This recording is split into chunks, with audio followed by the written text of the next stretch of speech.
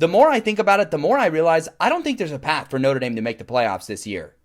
Initially, that might seem a little crazy to say. Notre Dame is already comfortably in at 10th in the playoff rankings, and there are 12 spots in the playoffs, so they are comfortably in there. But what you're forgetting is that they're actually the last team in right now, because the winner of Tulane North Texas will get a spot, and then also either the ACC champion or maybe even James Madison. There might be a number of crazy scenarios, but either way, there's 2 auto bids that are getting snatched from below Notre Dame.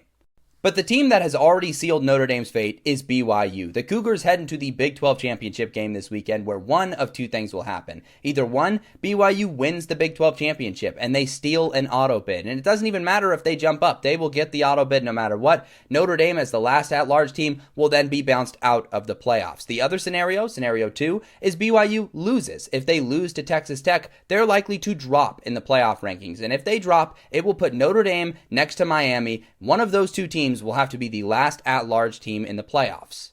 And it's at that moment the committee will have to choose between Notre Dame and Miami, teams that have played each other on August 31st, and Miami beat Notre Dame. And it's at that point that I think something they've been avoiding for a long time is something they'll finally have to confront. And I think they will end up choosing Miami because of the head-to-head result.